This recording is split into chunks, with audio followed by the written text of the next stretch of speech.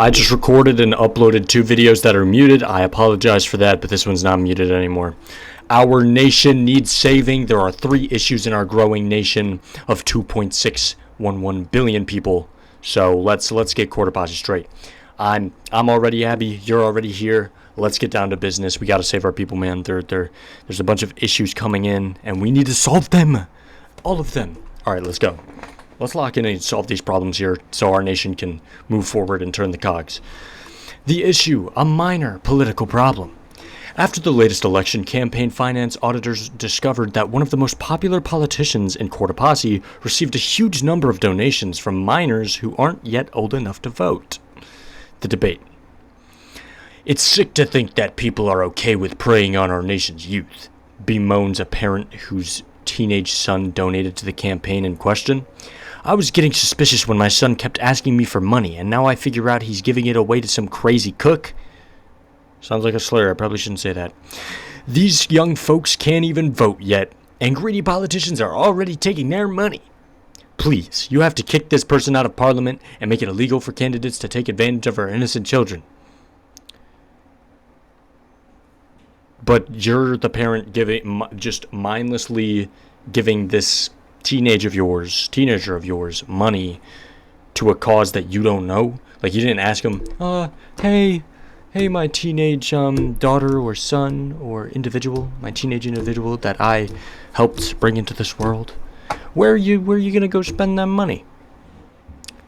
Did you not think to ask where the money's going? Think about that.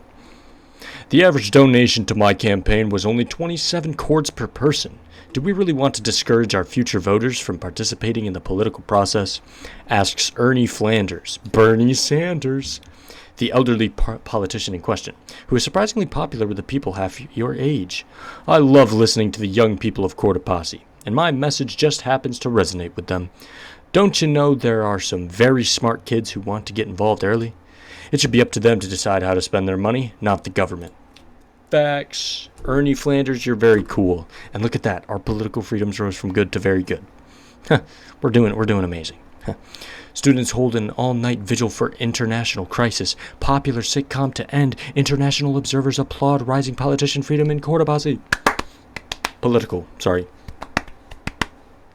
Corruption went up, apparently. Don't know how that works, but who knows. All right, our next issue. Letting from behind. The issue. A new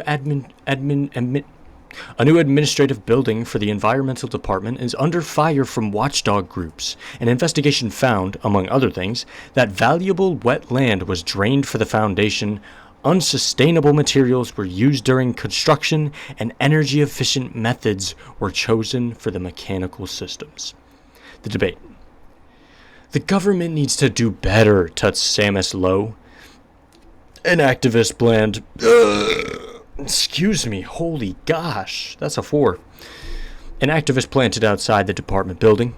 All government agencies must be required to undergo an environmental impact assessment before any proposed action, building or otherwise.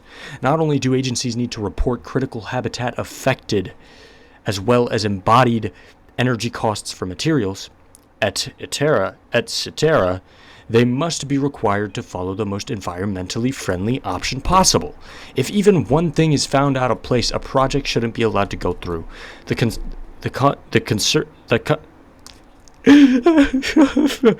conservation benefits are certainly worth it in the end. Thank you, Samus Lowe. That was a pretty good argument, I can't lie. There's no way that our government could afford the highest level of environmental certifications on every government building, excitedly cautions Amelia Sims, the Treasury Minister. However, I do realize the need for our nation to be environmentally responsible. Go through with mandating a permitting process, but only for non-government construction. That seems a little stupid. Let us take over the process of awarding green certification so that we can charge fees for everyone. This will be great for our nation's treasury and our environment. No. You're no longer the Treasury Minister. Get out of my parliament. You're no longer here. You're not allowed to be here.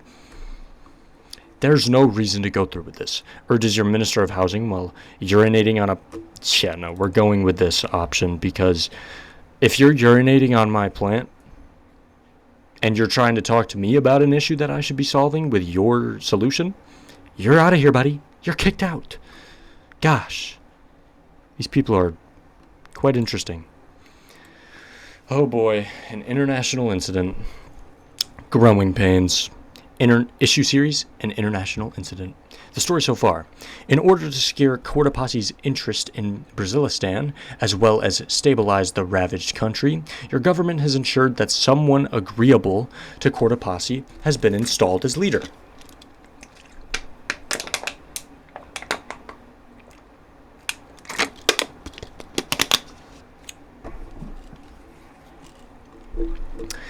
Had to take a swig of the water real quick.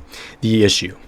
After Cotopaxi's hand-picked candidate for leader of Brazilistan was assassinated in broad daylight, R.I.P. to that guy, and then the next hand-picked successor mysteriously disappeared overnight, R.I.P. to that guy, it's becoming clear that propping up a new government that is friendly to Cotopaxi's aims is much more difficult than originally imagined. And that whole... Yeah. I said we just, leave. Yeah, we're just gonna leave because why are we doing all that? There's no point. If they don't want us there, then let's leave. I mean, pretty simple, holy man. Okay, I think we saved our people. I think we're doing pretty good. I think we're safe. Nobody's really,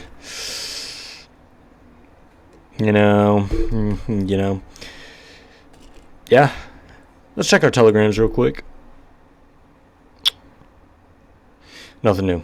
Alright, thanks for watching.